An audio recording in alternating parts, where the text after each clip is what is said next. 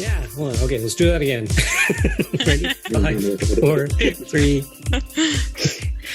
Welcome, everybody, to this special interview with the band Jellyfish Interrupted. I'm your host, Neel Modi, and I hope everyone is doing well and keeping safe. With me today is Paul Voss, singer and guitarist of the band, Sherry Jacoby, singer, and Nabil Jersey, bass player. Full disclosure, I'm also the percussionist for the band's Unplugged songs. So welcome, guys, and thanks for doing this. Thanks for having us. Yeah, absolutely. Great. So, Paul, I want to start with you. Can you tell us the pre-story? What happened before Jellyfish Interrupted came around? What's your history as a musician? Okay, gotcha. I'm British, but I grew up in the Netherlands, and my dad now is a professional jazz drummer, but he played jazz throughout his life. So I was always listening to jazz music back in the day, and where my class members would be listening to, what kind of bands like Deep Purple and all that kind of rock stuff. Goodness, I was listening to jazz, and my dad was into Weather Report, and there's a huge connection between jazz and funk music, right? So there's a link there.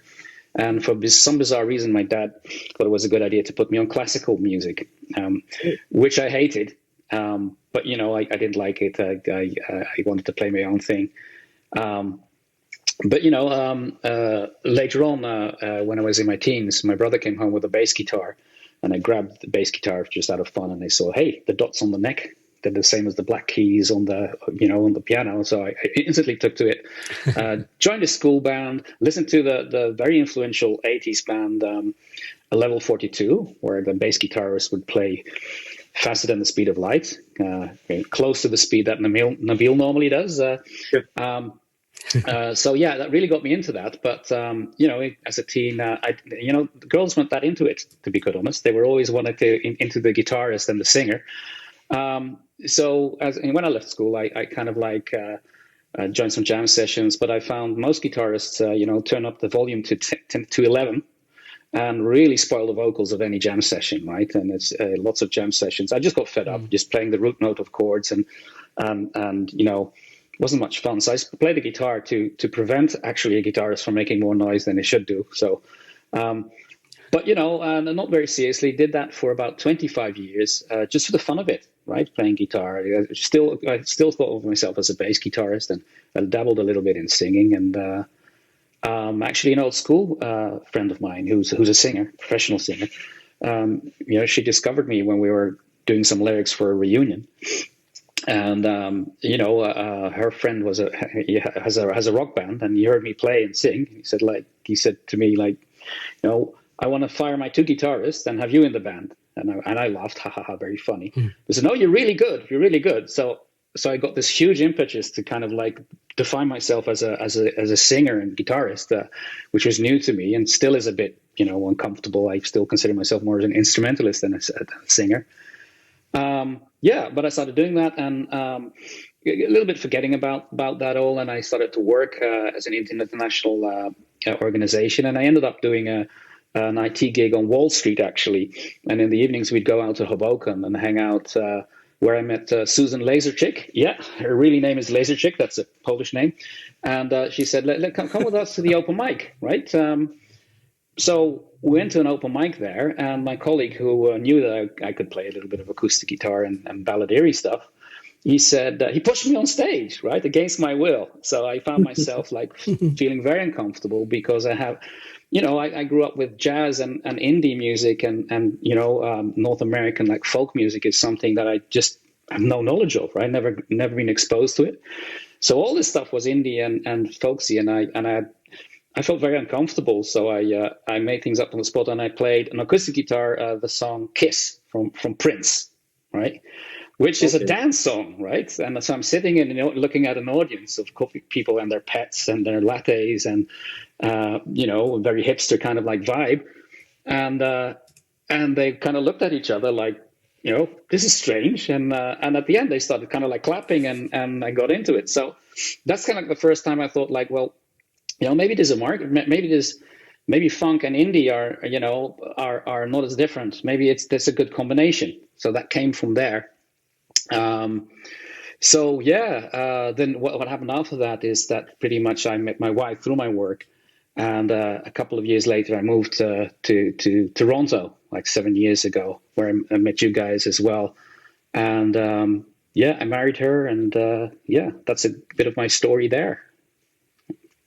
Awesome. Right. Yeah. Yeah. I think it's really interesting that notion that these two things don't belong together, but we're going to do it anyway. Yeah. Right. Yeah. Like bringing an acoustic guitar cover version to a Prince song, which for all we know, he wrote that song on an acoustic guitar when he started out. Who knows? Right. Because things can transform this way and that way. So, so with the formation of Jellyfish Interrupted after you arrived in Toronto, who was the first person to join up with the band, Paul?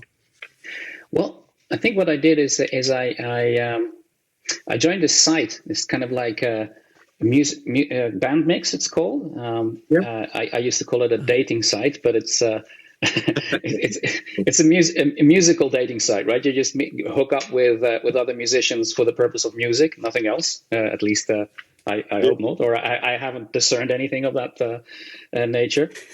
And I think maybe that's Nabil. You can probably tell more about that.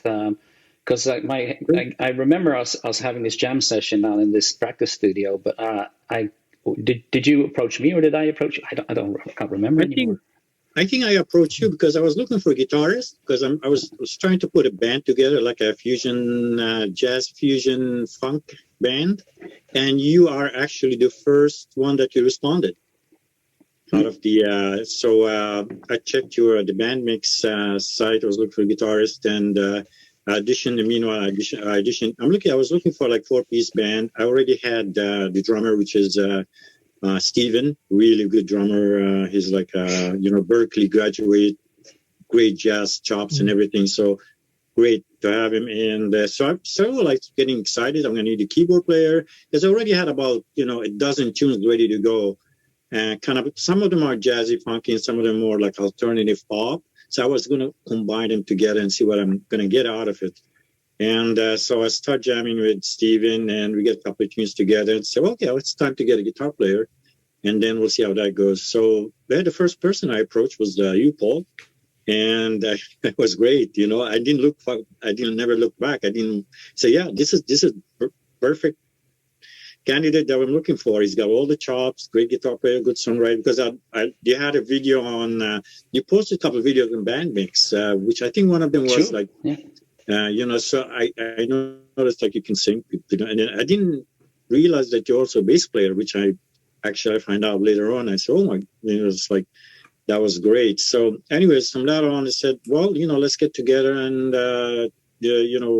come for a jam or a session, whatever. So I booked a session downtown Toronto and I wasn't sure, me and Steven, that you were coming back. Well, like I told Steven, yeah, I'm not sure if he's coming or not. Just told Paul that we're having a rehearsal, and if he can come, then that's great. And then he texted me and said, yeah, I'm on my way. So, oh, awesome. Paul is coming, So he came with the guitar, and then we just started hitting on Funk You Up. I think the first thing was Funk You Up. Yeah. We started jamming on it, and then you came in and we started playing around with it. And I guess that was the first session, downtown rehearsals, but I can't remember the name. And then, but after that, we just connected, me and you, Paul, and we connected in terms of collaboration and great vibes and everything. And then we became really good friends, starting to hang out and going to shows and things like that, right? And for some reason, we came up with the name. I don't know how we came up with King Blue. King Blue was a cool name, actually. And so I was really excited. So, oh wow, I think we just need the keyboard player, and I wasn't sure if it's going to be instrumental or vocal, because you have vocals as well. And then said, oh, maybe vocals would be great. Also, maybe we can, incorporate vocals and instrumental, create a set with both, instrumental, jazz, funk, fusion, and some of your stuff. But unfortunately, it didn't have that kind of, way. Like, it didn't have actually a good direction where we were going with that, right? We had just a couple of, maybe 3 or 4 sessions together, and that was it.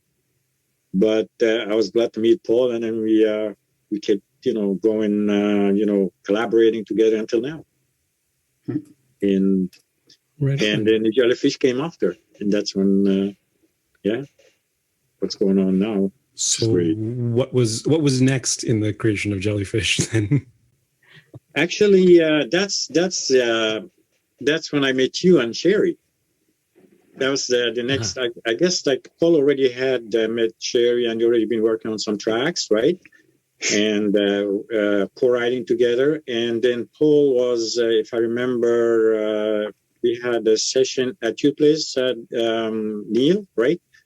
At your condo guest room there. I think that was the first session I met you, and I believe I met Sherry there. And I think that first thing we did was a group with you, if I'm not mistaken. We recorded on the phone. Yeah. Maybe. Yeah. I just want to backtrack a second here. So Paul and Sherry, then how did you two meet up and start working together? Yeah. So it was at your meetup, I believe, right? There was a songwriting supermarket. Was that what it was called? A meetup that you used to run with workshops, and then you had Bruce do a performance coaching session, and me and Paul were both attendees there. And then, Paul, do you remember, were you performing or were you showing a funky song there? Is that how I first heard your music? Or maybe you approached me showing me some funky instrumentals after? Well, it was from my experience, it was slightly different. But I think we need to connect some dots here, because we made a huge jump there. So Nabil, I first met Nabil, and then of course, as you mentioned, King Blue went nowhere. And I think, even though we're struggling with a creative process, right? Are we rock? Are we fusion? Are we vocal? Are we instrumental? And kind of like, all good musicians, but it wasn't a theme around that. But after that, kind of like I had this separate thing in my mind, right? Harking back to the Hoboken session where, acoustic funk, can it work?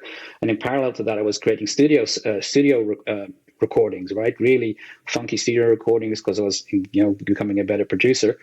But I missed some vocals, because I'm a male vocalist, and funk and dance really benefits from having different layers of vocals in there. I was dabbling, said maybe I'd do that myself, and then I joined the supermarket. What is it? The song supermarket that you were hosting, right? And I think how I met Sherry was very simple, right? As I had this in my mind, how this music should sound, but I didn't have an idea of like where to go vocally or lyrically. So that's where Sherry comes in, and we all had to sing a little bit, and we got an idea of what vocal styles are, and I could immediately picture, because I've never heard indie like singing exactly like Sherry does it, right? It's very different from a funk genre, but I felt like this is going to be great. This might be like the lyrically and and musically my hit. So I walked up to her and I just said like, hey, would you like to be the singer on these studio tracks? Because that's where it started out. Studio tracks, and she just said yes. So I was overjoyed and we started recording stuff from there on, right? Yeah, I remember like hearing some really cool instrumental funk when you showed me that, and it was unlike anything I've ever written to before, right? Because a bit of background on me, I'm very acoustic singer-songwriter-y style, and I usually have a very gentle approach with my singing, and it is out of my comfort zone to do dance music or funk. But yeah, I've always been a fan of collaborating and trying out different genres. I've collaborated with some hip hop artists before, and pop and different things. So it was nice to venture into this new world of funk. Nice. Mm-hmm. Yeah. And as I understand it too, Sherry, you played a good part in helping Paul develop the lyrics, or writing some of the lyrics, or how did that play into it? Yeah, I think he had some lyrics already. some songs were even more fully formed. For example, Mama Always Told Me, I think, was almost all Paul's lyrics. And then others were more of a 50-50 collaboration. We have a song on the EP called Can't Get Enough. I think that was more of my lyrics there. So it was a cool mix and match of collaboration. Yeah, it was awesome. Actually, to get the lyrics in place, I would meet after work, and we'd meet up in parks. I remember telling Sherry that the idea of standing in a park and busking for me is like scary because I'm a studio animal, right? And while we were writing these lyrics and coming up with ideas, people would approach us and listen into us and say, "What have you been scared of?" Right? But I really enjoyed that process of writing these lyrics. They're really, really great, and specifically the number "Heaven in Your Hands," which I struggled lyrically with. Sherry, we together we took it apart and we built it and I will talk about that later. It's a central theme through our EP, and that one is the most that breaks away from it. It's all dreamy and all soundscapes and very cool nonsense. But in a very, I'll let the listeners be a judge of that. So I definitely want to hear what the people want to once they hear that track, what they think of the lyrics. I love them. Yeah. Right. Me too. They're good. Yeah, absolutely. Yeah. Good stuff. Okay, and I guess the last piece of a puzzle for a funk band, especially, is a percussionist. So, how did you come to join? How did you come to ask me, Paul, to join up? So I'm pretty sure it was you that asked me. Yeah. So I through Song Talk, I knew what you were into, and I knew you were a drummer, and I kind of like was fishing there for for the idea. Would you like to drum? And you were very positive about that, but I was okay. So I didn't have a strong opinion about drums, but you invited me with your other band, Bay Shelter. Right, you invited me to come watch a performance at the Rock Pile, which is a gloriously sticky floored dive bar, where super rock, right? All rock and roll stars travel there, and Absolutely, yeah. So I kind of like it didn't really totally gel for me, but I see these rock bands are really loud, and I see Bay Shelter there, and I see Neel sitting on a cajon, right? To me, that's like, what? And the guy started rocking out and like saying, "You're not supposed to do that on a cajon. You should be supposed to be doing Latin stuff on that kind of stuff." And but what as they were playing, what I kind of like realized is that every band I used to go to back in the Netherlands, and I'm sure it's not different here in North America, is if you have a small room, an echoey room in a bar, and you have a drummer on a full drum kit whacking away at that. The vocals are just drowned out, right? So that it's and you have to crank them up and all these corrections, and it just sounds very tinny. But I was just blown away by the fact that first your sound and your skills, right? It just sounded exactly in the pocket. You could hear the vocals good. It was connecting with the bass guitar and with this. It just felt very good. So I was looking at it maybe more from a producer's hat, right? Said, wow, that's the kind of like drums that would sit really well in the mix, right? For us. So yeah. May I add to this? Actually, that was the first time I played with cajon player, actually, as a bass player, and that was great. That was a great idea that I never expected. Like, and then when Paul introduced me with the little, the small little bass guitar, the red one, and Kala bass, and and with the cajon, cutest bass ever. Worked out when we did Heavens in My Hand on the video, right? It worked out perfectly. I wasn't really prepared to I'm always play with drummers, drum machines, and all that stuff. So that was a great experience, actually, Paul. That we actually had this going with the cajon player and playing bass. That's a great rhythm section with that I never expected. It turned out really, really well, and in a recording and on the video. And, so I was really shocked that. I was really happy that it turned out like this. Actually, really good.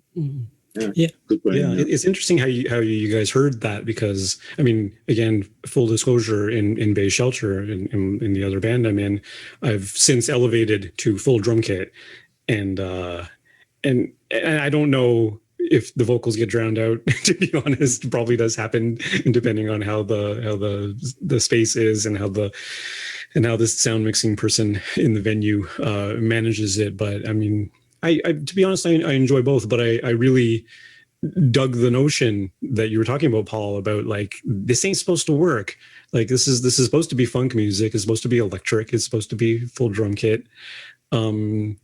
So why does it? And I don't even know if I have an answer for that question, but you know, I think if you get people that understand how the music is supposed to work and get them together, you can make anything come together. You know, what was that? I don't know if this quote is accurate. If I may ask, sorry to interrupt.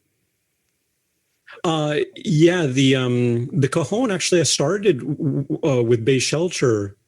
Originally, it was the leader of the band, Adi Aman. I was a producer on his first record, and I did all the drums and things in my home studio with MIDI and all that stuff. But he asked me, or he said rather, that he wanted to get out and start playing open mics and doing shows and things like that. And I told him, like, I really dig your stuff. If you want me to back you up on percussion, I'm happy to do that. He had a cajon at the time that he used occasionally. So I used his cajon for a little while. We just played as a duo for several months, and then roped in some other players for lead guitar and for bass.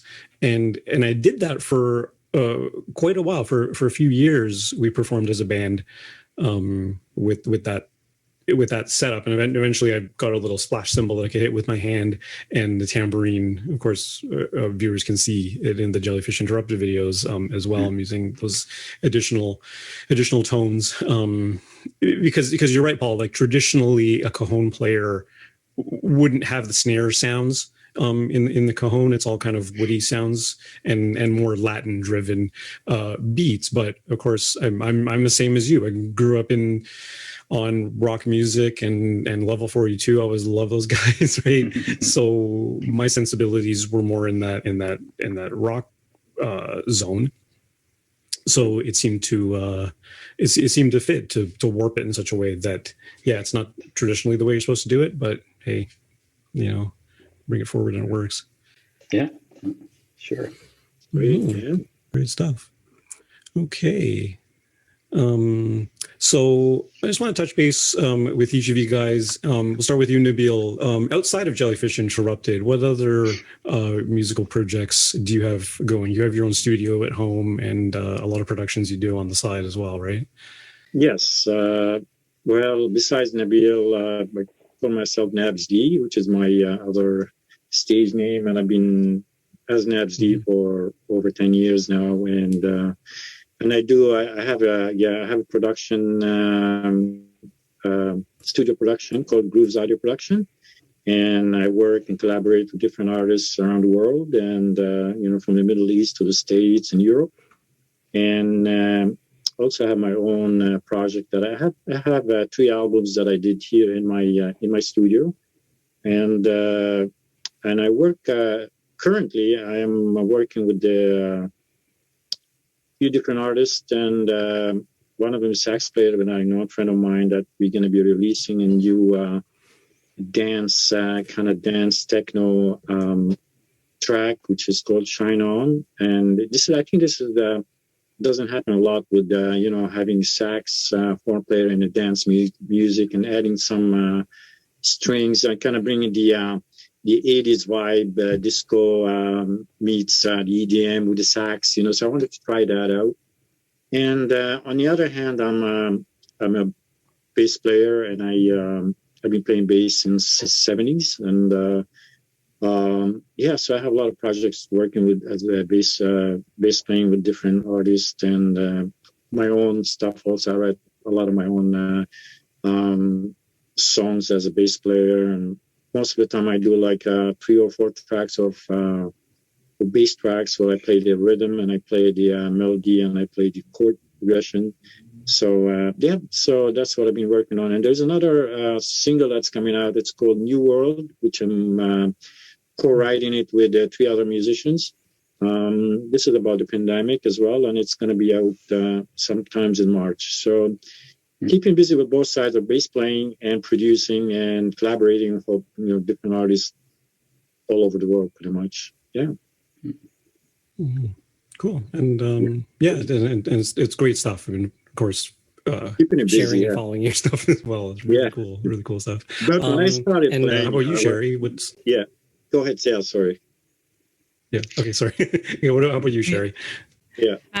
Yeah, so I'm a singer-songwriter first and foremost. Like just me and a guitar or piano is how I like to write on my own. And yeah, like I mentioned, my lyrics are usually very introspective, more on the serious side, very different than Jellyfish, which I love how that got me to explore the more fun lyric writing world and party music and not taking myself too seriously.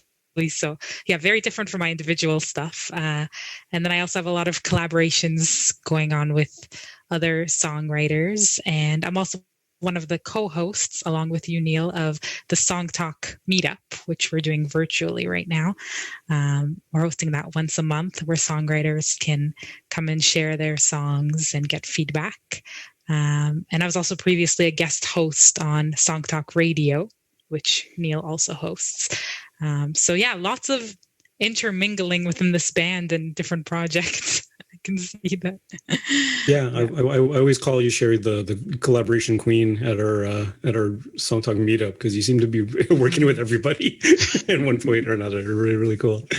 Yep. Yeah, and yeah, I mean, for myself, I already mentioned the band. I'm in Bay Shelter, where I mean, I'm flexing different muscles in that band because I'm more in the songwriting side of everything. Whereas in Jellyfish, it's fun to just come in and lay down some cool beats for myself.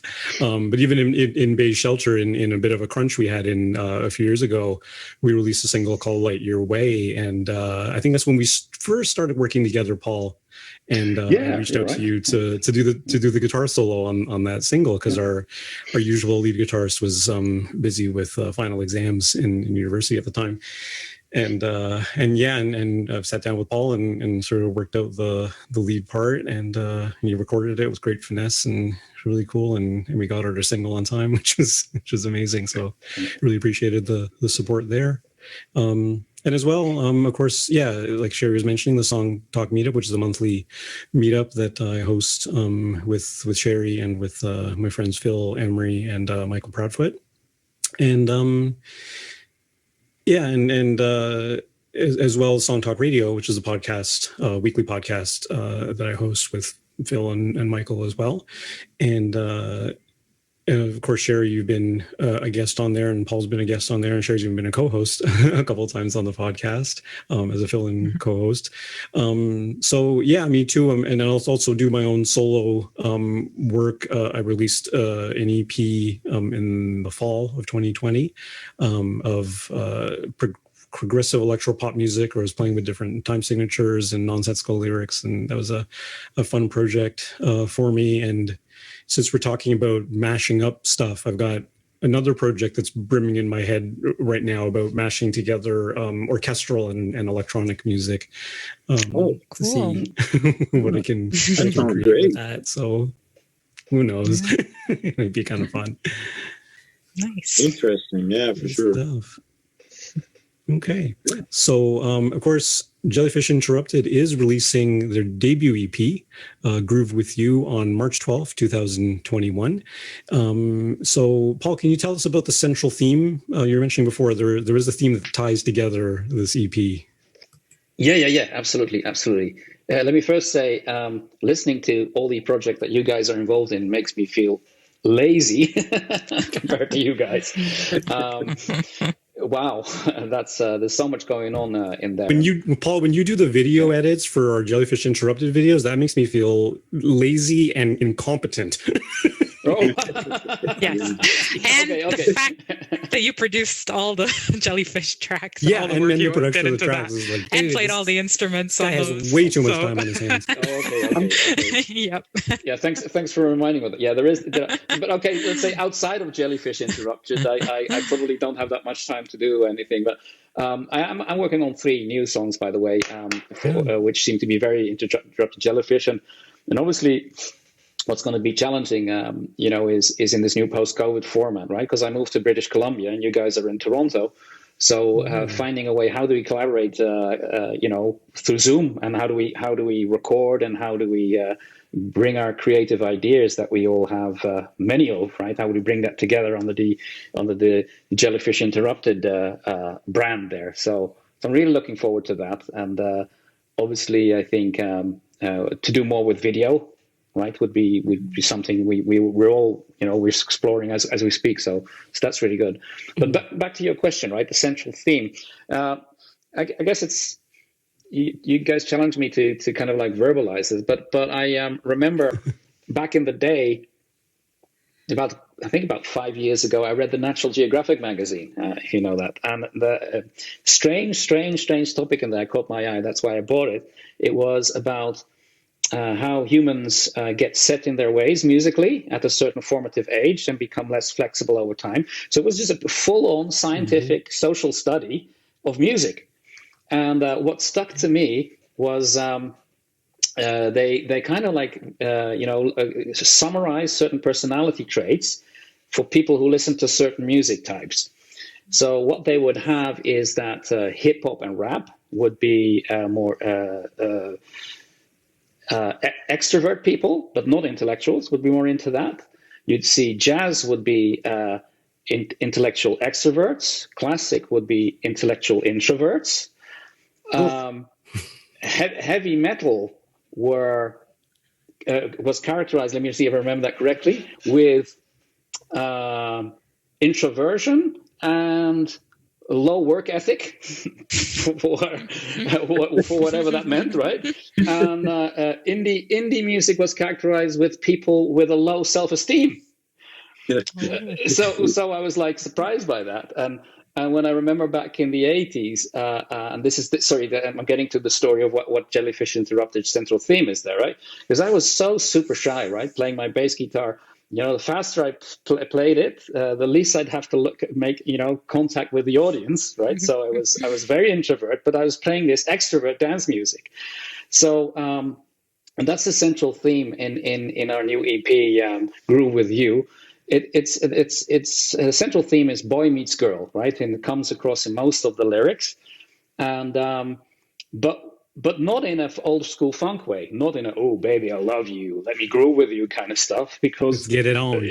I was not like that, because that's so not what I am, and definitely Sherry and I meet on that though. We're more of the introvert types. Same.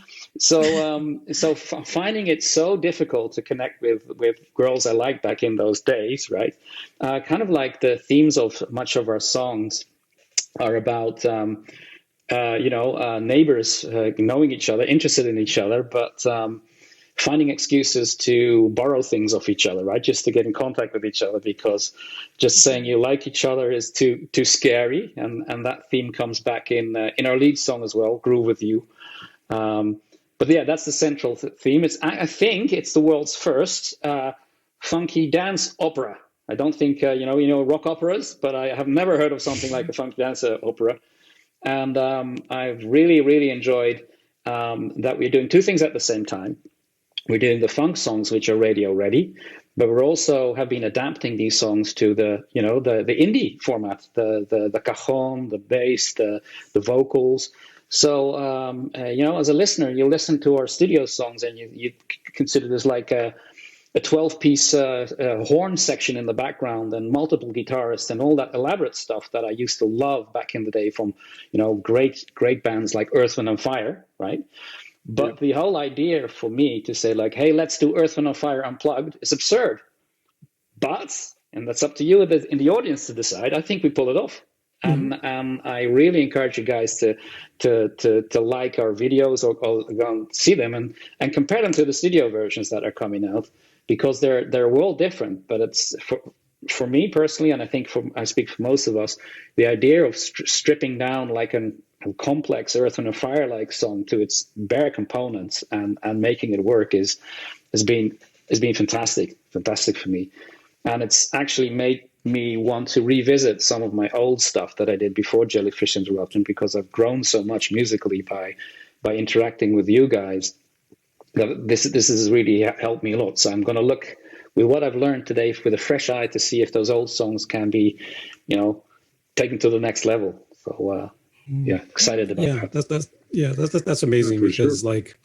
like we always say this on the Song Talk Radio podcast too, and at the Song Talk meetup, is that a good song is a good song, right? And if you can play it with a voice and one instrument, then you know it's a good song. I mean, the rest of the horns and all the extra instruments and things can make it interesting and fun as a listening experience, but is the song a good song in its bones? And that's what really counts. And that's why we're able to pull these into different formats, so to speak, and put a different, color of paint on it, so to speak, and see what happens. How about for you, Sherry? How about the boy meets girl kind of vibe? Was that something that you sort of attached yourself to when writing the lyrics, and you really saw that as the vision for these songs? Yeah. So with my own personal songwriting, it's mostly been on the theme of love and heartbreak. So I kind of usually write about that in a metaphorical, more poetic way. And I injected some of that into the Jellyfish lyrics. But it was really fun to create these characters. That was new for me. Like in Come On Over, we just made up these fun, awkward neighbors who had a crush on each other and just finding any excuse. And with Groove With You, like I can totally relate to not being the life of the party, being kind of shy. So the line, if I groove with you, my feet won't know what to do. It's such a twist on it, right? You think Groove With You is going to be this smooth song, but it's actually like, I don't know how to dance with you, even if you did ask me to dance, right? So just creating these fun stories. And then we also have the other side of it, which is Heaven in My Hands, or even Mama Always Told Me. There's some of more of those serious topics, a little bit of heartbreak in there too. So I think, that theme of romance and kind of wearing your heart on your sleeve, being a little awkward in those love stories, that all resonates with me a lot. Very nice. Yeah, for sure. Very nice. Switching topics a little bit here, where does the name come from? Jellyfish Interrupted. It's a really cool name, but where did that come from? Well, was that guilty as charged? Interrupted. There's something to do with it as well. Yes, we worked on it together. Oh, I don't know. Is it that Sherry and Paul came up with the name together, or I'm not sure actually. I'll like to find out. That's fair to say. I think what I obviously choosing a band name. I think the only requirement I have for a band name is that it should stick in somebody's mind, or it should. That's all it is. So I have a side project which I call Sumo Baby Shower. Right? And people ask me, why do you call it Sumo Baby Shower? And it's simply because there was already a band called Zombie Summer Camp.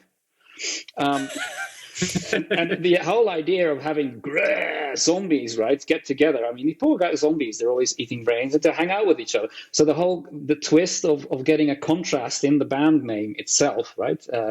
So there were a whole bunch of different names that we look at, some hilariously bad. And I think I also used something like a band name generator or something like that. You can put numbers in and you get strange things on. But let me see. I think I still have a list, Sherry, of some of the stuff. Yeah, we had it on a Google Drive, I think. We were writing down the most ridiculous names and also using the band name generator. And I think, if I remember correctly, we ended up on Jellyfish Interrupted because we were giggling so much at the thought of that name specifically. Like we just thought it was so random and hilarious in this way that kind of stuck with us compared to the rest of them. I've got it here. I've got some of the band names, and I'll let you decide how awful or fantastic they are and reasonable. I had Beautiful Monstrosity, Mercenary Kittens, Killer Cupcakes. And Killer Cupcakes had the idea there is, we were kind of like anti-metal, right? Because metal is serious and loud, and we are non-serious at all, right? And not loud. But, they had the idea of Iron Maiden, if you remember, they had the Killer Eddie back there, right? It's this huge demon thing, right? Going on that. We're so not that about. So, I could sooner see like a big stuffed animal with tinsels there on our stage, right? As a thing. So, what is it? Hot Machine. I did like that one. Mother Flunkies, Surf Gorillas. So I don't know. It's but yeah, we Jellyfish Interrupted. I guess that came from things. But then we used to be called Interrupted Jellyfish. But Right. Neel, I think you tell us about that. How you because. Yeah, Interrupted Jellyfish, which I always thought was a really cool name, and even the other ones you mentioned, I still think Jellyfish Interrupted or Interrupted Jellyfish, either way, is better only because it doesn't sound like it's about anything. The other one, like Killer Kittens, that sounds like it's about something. You know, you can ascribe some meaning to it. But Jellyfish Interrupted, Yeah. I have trouble figuring out what that means. You know what I mean? Which is great. And yeah, after we started working together, I was thinking about the name Interrupted Jellyfish and the notion of flipping it around and saying Jellyfish Interrupted. And I found that Jellyfish Interrupted just sort of rolled off the tongue a little bit better. And I think Paul, you had mentioned it's going to sound like Girl Interrupted. The great movie, yeah. Right, Yeah. but when I thought about it, the reason that it rolls off the tongue a little bit better is because jellyfish, it ends with a softer sound, like a non-consonant sound, and then interrupted, it starts with a vowel sound, so they sort of blend together better. Whereas interrupted ends with a consonant, and then jellyfish starts with a consonant, so they sort of butt up against each other instead of kind of blending together. Agree. So It sounds better to me. Yeah. Yeah, absolutely. Yeah. And it flows nicely. I like the flow of it too, Jellyfish Interrupted. And it's, Mm-hmm. And I think we can let our fans kind of like abbreviate it, right? Like RATM, Rage Against the Machine, and you know, so who knows what if we ever make it big, and we are going to make it big when we ever make it big, you know, the fans get the chance to abbreviate it or expand on it or whatever. Yeah, you know how fan bases give the fans a name or give themselves a name for the artist, right? So the uncreative one would be like the Jellyfish. I don't know what the Jellyheads, yeah. But maybe they'll come up with something more creative that somehow relates to a jellyfish being interrupted. Like I always giggle at that image just of an angry jellyfish that's just was doing something important but was somehow interrupted. Yes. And I like the idea also for the name, the title. It's like the name of the band, also really nerdy, kind of funky kind of guys, you know, and dressed like on one of the video how we dressed on like the 70s kind of 80s disco kind of. Paul was dressed up like that too with the you know, that really suits the name, I think, too, you know, like you know, 80s dance kind of funky band, Jellyfish Interrupted. That's how people, I guess, would picture the name of the band, the way it flows, the way they look, the image also, right? We represent the image of the band too, like it's a funky name and the funky music, I think. Yeah, it's got a lot of syllables in it. The name is rhythmic. Yeah. So maybe we should pose a challenge to our fans that whoever comes up with a good name for the fan base and makes us giggle a lot, we will follow that. So that's a challenge to you. Yeah. Make us laugh. I think that's a great. I think that's a great metric for anything. Just what makes you laugh the most. That's probably the way to go. Yes. Yeah.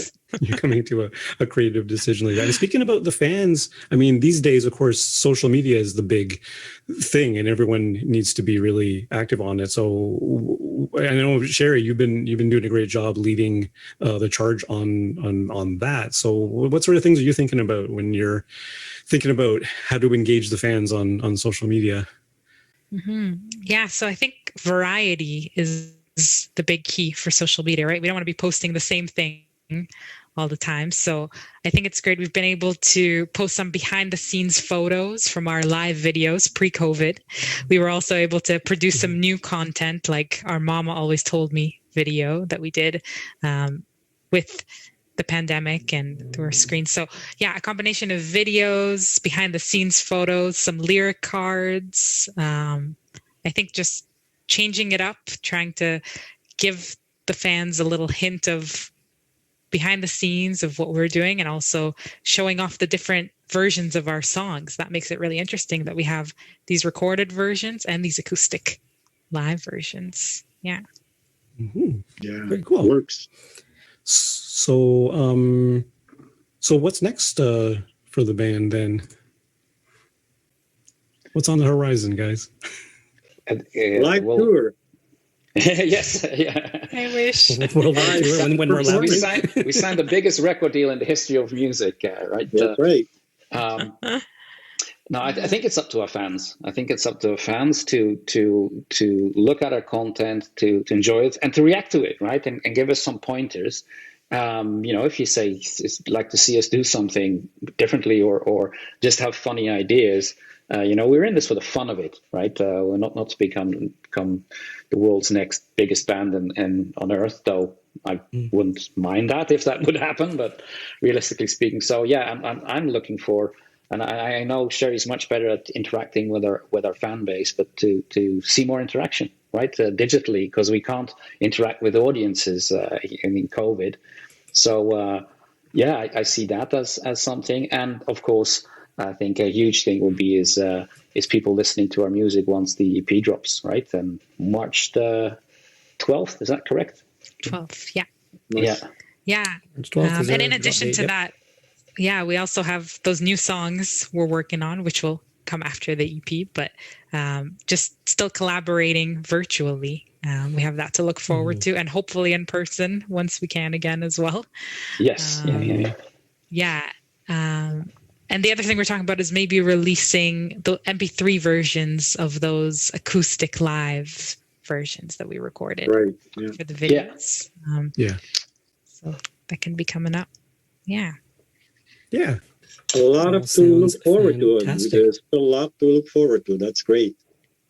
Yeah, and I'm very excited. Yeah, and despite the times we're living in, like it's, we did that. Mom always told me video virtually. Everyone played their part, and then Paul did an amazing job of putting it all together. So it is possible. It's a little more work, but it is certainly doable. Okay, so thanks so much, guys, for doing this. This was great fun, and I'm glad that everyone out there has a bit of a chance to learn a little bit more about each of us and how we function as a band and work together. And look forward to doing more of these and more stuff, more content coming from Jellyfish Interrupted down the road. Thanks everybody for watching, and hope everyone stays safe and have a great day. Thank you. Bye guys.